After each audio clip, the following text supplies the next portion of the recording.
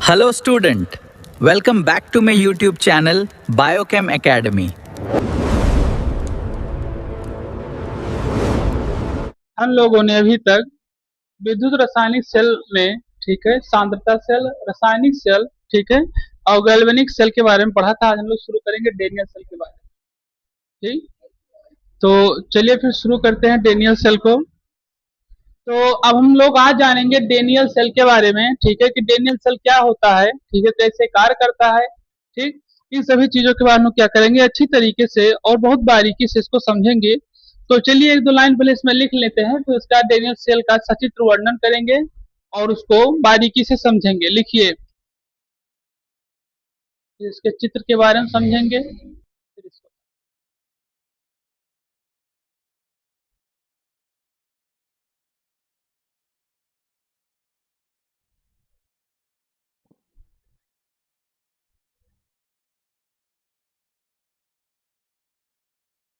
चलिए देखिए। तो यहाँ क्या बताया कि डेनियल सेल एक प्रारूपिक गैल्वेनिक सेल होता है।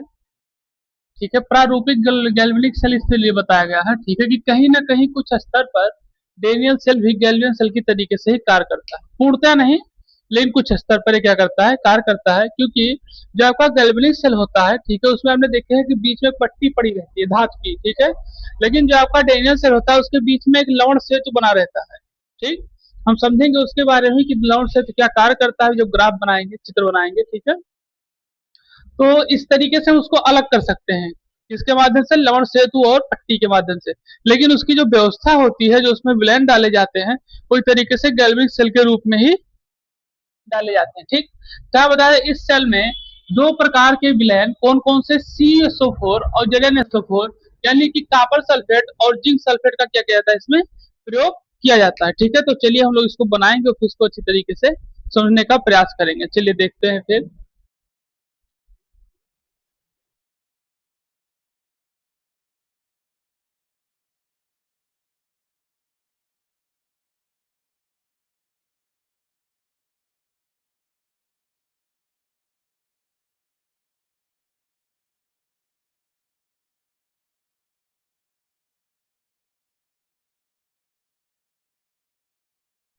चलिए,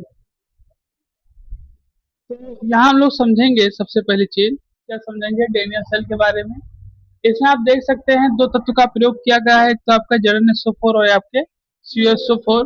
लवण सेतु में आपके KCl का प्रयोग किया गया है, ठीक है, जिसमें आपको देख सकते हैं यहाँ पे Cl और यहाँ पे K का प्रयोग किया गया है। ठीक, यहाँ देख सकते हैं सबसे पहली चीज कि यहाँ पर आपके ऑक्सीकरण की व्यवस्था की है। जब जिंक की रॉड लगी है तो यहाँ पे फिर आयन कौन सा बन रहा है, ZnO, Zn पर 2 आवेश। ठीक, ऐसा कैसे हो रहा है आप देख सकते हैं, हमको पता है, हमने बताया कि जो जिंक का आवेश अगर देखा जाए एक तरीके से, अगर उसके एटॉमिक नंबर के अनुसार उसके आवेश को देखा जाए, तो जिंक पे अगर चार्ज को देखा जाए तो +2 के रूप में इसके आयन का निर्माण होता है।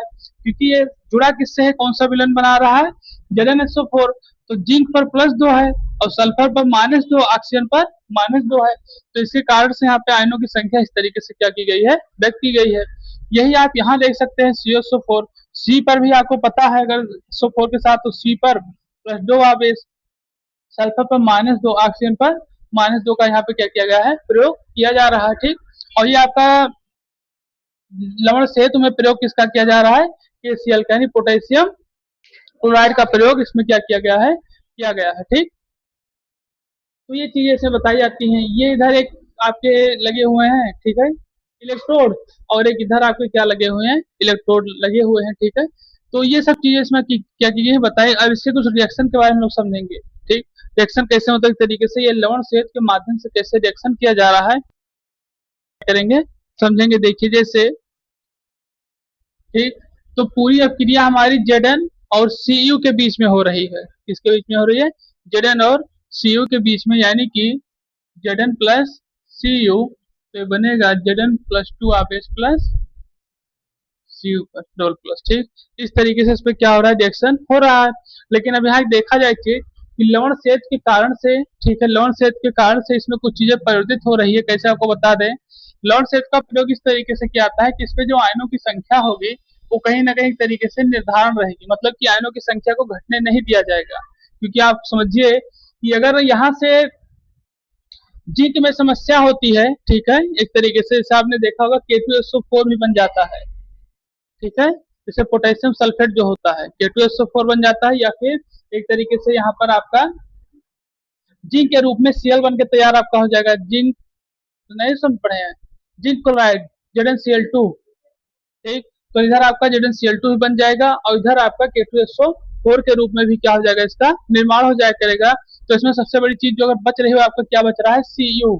तो एक तरीके से उसको कौन प्रभावित तरीके से व्यवस्था कर रहा है, लवण सेतु, क्योंकि आप यहाँ देख सकते हैं Zn के साथ में यहाँ इस तरीके से है और Cu का यहाँ पे इस प्रकार से, क्योंकि Zn एक तरीके से ZnCl2 बना सकता है, ठीक है, और K के साथ में K2SO4 बन सकता है, ठीक, लेकिन आपका बचता क्या है, सिर्फ Cu का, मतलब Cu जो एक तरीके से तत्व बच रहा है, तो उसको आयनों के माध्यम से Zn के साथ उसको क्या कर दिया गया है, रिएक्ट किया गया है। और इसमें और क्या बताया है कि जब जिंक से एक तरीके से धारा इलेक्ट्रॉन प्रवाहित होती है, तो प्रवाह इलेक्ट्रॉन का प्रवाह इधर से होता है और धारा का प्रवाह इधर के साइड से होता है इसमें। और वही जब आप वो पढ़े थे गेल्विन शेल, तो उसमें एनोड से कैथोड की तरफ एक तरीके से प्रतिरोध लगा के आप देखेंगे धारा प्रवाहित की जाती है और नीचे आयनों की व्यवस्था होती है, और इसमें आयन भी ऊपर से होते हैं लेकिन विपरीत क्रम में, ठीक है, ऊपर से भी आयन आएंगे और धारा का प्रवाह इसके माध्यम से क्या होगा, होता रहेगा, ठीक। तो इन सभी चीजों को बहुत बारीकी से हम एक एक लाइन को लिखने का प्रयास करेंगे, जिससे आपको और अच्छी तरीके से समझ में आ जाए, आपको याद भी रहे, भूले ना, ठीक। तो इसको आप बना लिए हैं, इस रिएक्शन को लिख लीजिए, फिर इसको हम एक दो लाइन इसमें और अच्छी तरीके से लिख लें कि इससे आप इसे याद रखें, भूल ना पाए, भूल के ही भूल ना पाए।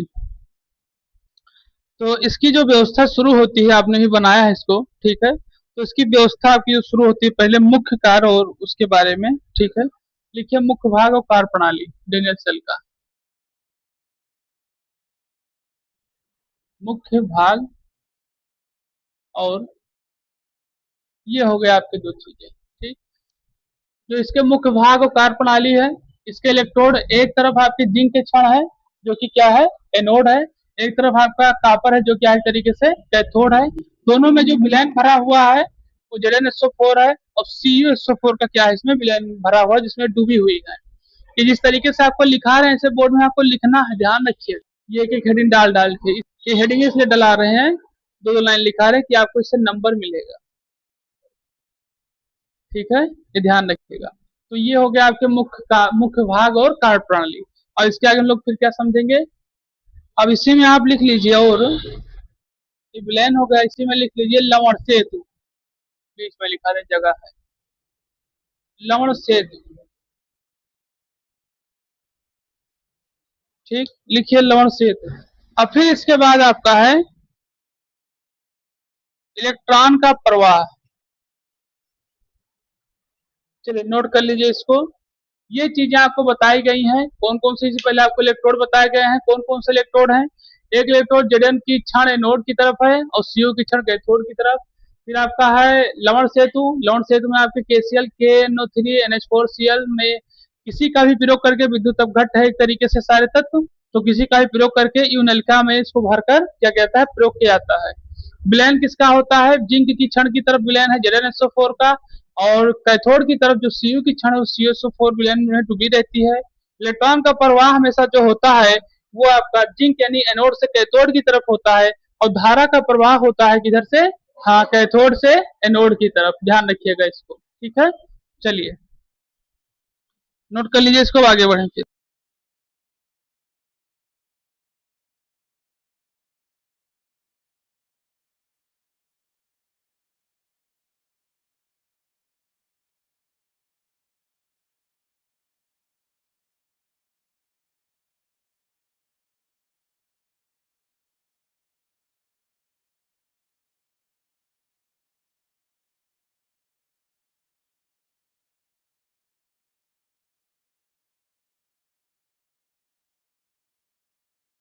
एक चीज और ध्यान रखिएगा, ये जो विलयन होता है, ठीक है, एक चीज में और ध्यान रखिएगा, आपके बुक में नहीं लेकिन थोड़ी बहुत जानकारी, ये ZnSO4 का इसमें पानी होता है, ठीक, और इसमें जो होता है कॉपर सल्फेट का नीला पानी होता है, नीला विलयन पानी होता है।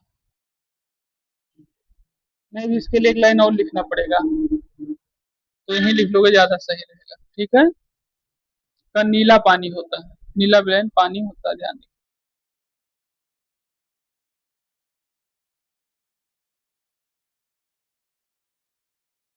चैनल को लाइक करें, सब्सक्राइब करें, शेयर करें और कमेंट करें। The top important concept is coming up next. Subscribe now to the Biochem Academy. Don't miss it.